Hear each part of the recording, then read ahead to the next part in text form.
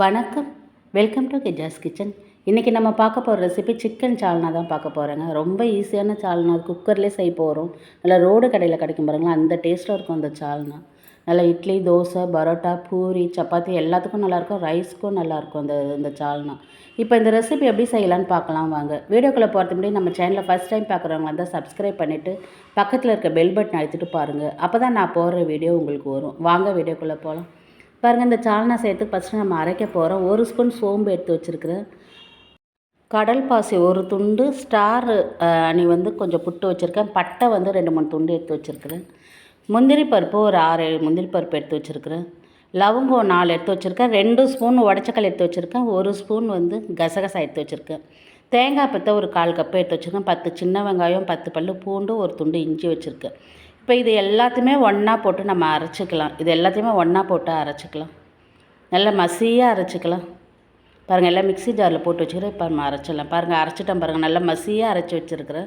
இப்போ வதக்கிறதுக்கு நல்லா 2 medium size வெங்காயம், ஒரு தக்காளி, பெரிய தக்காளியாக கட் பண்ணி வச்சுருக்கேன். 2 பச்சை மிளகா, 1/2 கிலோ சிக்கன் எடுத்து நல்லா மஞ்சத்தூள் போட்டு க்ளீன் பண்ணி எடுத்து வச்சுருக்கேன். இப்போ குக்கர்லேயே நம்ம தாளிச்சிக்க போகிறோம். குக்கர் ஸ்டவ்வில் வச்சுருக்கேன். குக்கரில் ஒரு 2, 3 ஸ்பூன் எண்ணெய் ஊற்றிக்கலாம். எண்ணெய் நல்லா காஞ்சதும் 2 துண்டு பட்டை, 2, 3 லவங்கம் போட்டுக்குங்க. ஒரு பிரிஞ்சி இலை போட்டுக்கோங்க. நம்ம ஏன்னா அரைக்கிறதுலே போட்டிருக்கோம் பாருங்கள், அதனால் ரொம்ப வாசனை வந்துடும். கம்மியாக போட்டுக்குங்க. இப்போ 2 பச்சை மிளகாய் எடுத்து வச்சுருக்கிறேன். வெங்காயமும் பச்சை மிளகாயும் போட்டு நல்லா வதக்கிக்கலாம். வெங்காயம் 2 வெங்காயம், மீடியம் சைஸ் வெங்காயம் இந்த மாதிரி கட் பண்ணிக்கோங்க. இப்போ நல்லா வெங்காயம் பச்சை மிளகாய் வதங்கினோடனே இப்போ தக்காளியும் போட்டு வதக்கிக்கலாம். நம்ம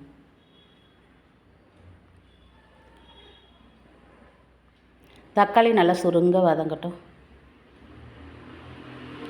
இப்போ ஒரு கொத்து கருவேப்பிலை போட்டுக்கலாம்.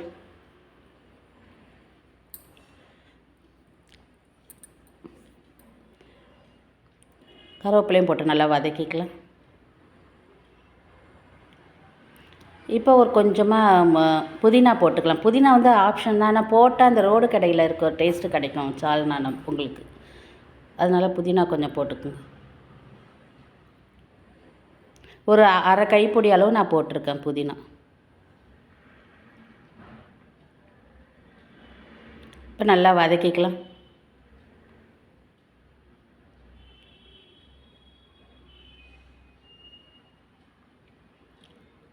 பாருங்கள், நல்லா வதக்கிட்டோம் பாருங்கள். இப்போ நம்ம க்ளீன் பண்ணி வச்சுருக்க சிக்கன் எடுத்து போட்டு வதக்கிக்கலாம். நான் சிக்கன் 1/2 கிலோ அளவு தான் எடுத்து வச்சுருக்கேன்.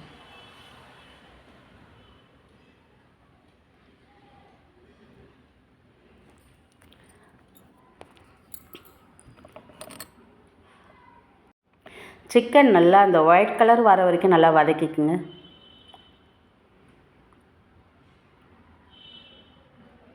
ஒரு 2 நிமிஷம் நல்லா வதக்கிக்குங்க சிக்கனை. பாருங்கள், நல்லா வதக்கிட்டோம் பாருங்கள். சிக்கன் வதங்கி அதில் இருக்க தண்ணி விட்டு வருது பாருங்கள். அது வரைக்கும் வதக்கிக்குங்க.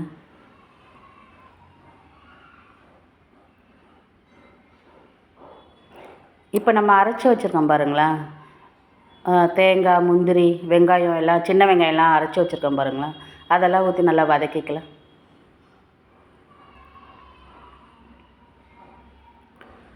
இது முந்திரி போட்டுக்கிறதுனால அடி பிடிக்கும். அதனால் ஸ்டவ்வை கொஞ்சம் சிம்மில் வச்சே செய்யுங்க. நீங்கள்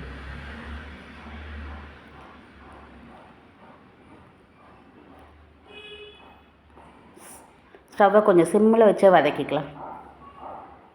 நீங்கள் இஞ்சி பூண்டு பேஸ்ட் இருந்தால் கூட நீங்கள் வெங்காயம் தக்காளி வதக்கணும் பாருங்களேன், அதில் போட்டு வதக்கிக்குங்க. ஒரு 2 ஸ்பூன் இஞ்சி பூண்டு பேஸ்ட் போட்டுக்குங்க. இப்போ மிளகாய் தூள் போடலாம். நான் காரத்துக்கு குழம்பு மிளகாய் தூள் தான் போடுறேன். நான் 2 ஸ்பூன் போடுறேன். இப்போ மிளகுத்தூள் போட்டுக்கலாம். நான் தூள் போடுறேன் மிளகுத்தூள். நீங்கள் அரைக்கிறீங்க பாருங்களேன், அதில் ஒரு 1/2 ஸ்பூன் மிளகு, 1/2 ஸ்பூன் ஜீரகம் போட்டு அரைச்சிக்குங்க. மஞ்சத்தூள் ஒரு 1/2 ஸ்பூன் போட்டுக்கலாம். நான் மிளகுத்தூள் 1/2 ஸ்பூன் போட்டிருக்கேன், மஞ்சத்தூள் 1/2 ஸ்பூன் போட்டிருக்கேன், மிளகாய்த்தூள் 2 ஸ்பூன் போட்டிருக்கேன்.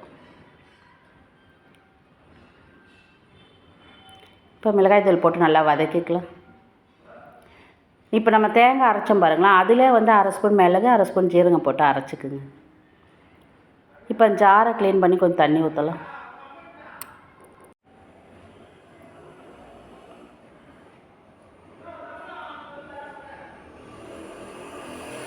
நல்லா கலந்து கொடுத்துக்குங்க. உங்களுக்கு தண்ணி எவ்வளோ தேவையோ ஊற்றிக்குங்க. ஏன்னா இது கொஞ்சம் தண்ணியாக தான் இருக்கணும் அந்த சால்னா. அதனால் கொஞ்சம் தண்ணி கொஞ்சம் கூட கூட ஊற்றிக்கிங்க நீங்கள். உங்களுக்கு எந்த அளவுக்கு திக்கு தேவையோ அந்த அளவுக்கு தண்ணி ஊற்றிக்கலாம். நான் கொஞ்சம் தண்ணியாக தான் வச்சுருக்கேன். ரொம்ப தண்ணி இல்லாமல் ரொம்ப திக்கு இல்லாமல் மீடியம் சைஸில் வச்சுருக்கேன் நான்.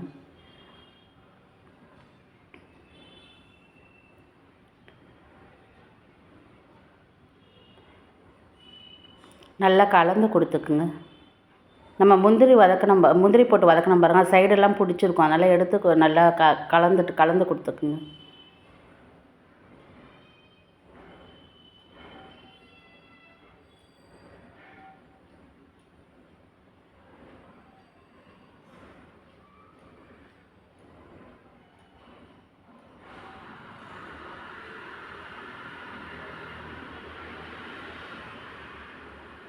இப்போ ஜீரக பவுட்ரு வந்து ஒரு 1/2 ஸ்பூன் போட்டிருக்கேன் நான். ஜீரக பவுட்ரு நான் வறுத்து பொடி பண்ணி வச்சுருக்கிறேன். ஜீரக பவுட்ரு ஒரு 1/2 ஸ்பூன் போட்டுக்கலாம். இப்போ உப்பு போட்டுக்கலாம். உப்பு வந்து நான் 1/2 ஸ்பூன் அளவு உப்பு போட்டிருக்கேன். நீங்கள் வந்து உங்கள் டேஸ்ட்டுக்கு ஏற்ற மாதிரி பார்த்து போட்டுக்குங்க. இப்போ நான் குக்கர் மூடி நான் ஒரு 3 விசில் வச்சு எடுக்க போகிறேன் நான். பாருங்கள், நான் 3 விசில் வச்சு எடுத்துருக்கிறேன் நான். எப்படி நல்லா எண்ணெய் பிரிஞ்சு நல்லா எண்ணெய் மிதக்க வந்திருக்கு பாருங்கள். இப்போ கொத்தமல்லி தழை நல்லா ஒரு கைப்பிடி அளவு போட்டுக்குங்க. நல்லா கொத்தமல்லி தழை ரொம்ப சூப்பராக இருக்கும். உங்களுக்கு இன்னும் தண்ணி வேணும்னா கொஞ்சம் சுடுதண்ணி வச்சு கொதிக்க வச்சு சுடுதண்ணி வச்சு ஊற்றி கொஞ்சம் கொதிக்க வச்சுக்குங்க. குழம்பு வந்து கொஞ்சம் கொதிக்க வச்சுக்குங்க. எனக்கு வந்து கரெக்டாக இருக்குது பாருங்கள். ரொம்பவும் தண்ணியில் ரொம்ப திக்கு இல்லை, கரெக்டாக இருக்குது பாருங்கள். சிக்கன்லாம் நல்லா மாவு மாதிரி வந்துருங்க. 3 விசில் வச்சாவே போதும் உங்களுக்கு, அதுக்கு மேலே வைக்காதீங்க. குழம்பு எவ்வளோ சீக்கிரம் ரெடி ஆகிடுச்சு பாருங்கள். இப்போ நான் பரோட்டா செஞ்சுருக்கேன். பரோட்டாவுக்கு தான் சிக்கன் குழம்பு வச்சுருக்கேன். சிக்கன் எவ்வளோ சாஃப்டாக வந்திருக்குது பாருங்கள். ரொம்ப சாஃப்டாக வெந்திருக்குது சிக்கன். பரோட்டாவுக்கு அவ்வளோ சூப்பராக இருந்தது. நான் பரோட்டா ரெசிபி நான் நாளைக்கு கொடுக்குறேன் இந்த வீடியோவை. பரோட்டாவும் செய்கிறது ரொம்ப ஈஸிங்க. ரொம்ப சாஃப்டான பரோட்டா வந்தது. பரோட்டா ரெசிபி நாளைக்கு கொடுக்குறேன் நான். ரொம்ப ஈஸியான சிக்கன் சால்னா நல்ல 1 பாட் ரெசிப்பியாக நம்ம வச்சுட்டோம் பாருங்கள். இந்தமாரி குக்கரில் செஞ்சிங்கன்னா புதுசாக ட்ரை பண்ணுறோம் கூட இந்தமாரி குக்கரில் செஞ்சுட்டிங்கன்னா ரொம்ப ஈஸியாக இருக்கும், டேஸ்டியாகவும் இருக்கும். பரோட்டா, இட்லி, தோசை, பூரி, சப்பாத்தி எல்லாத்துக்கும் சூப்பராக இருக்கும்.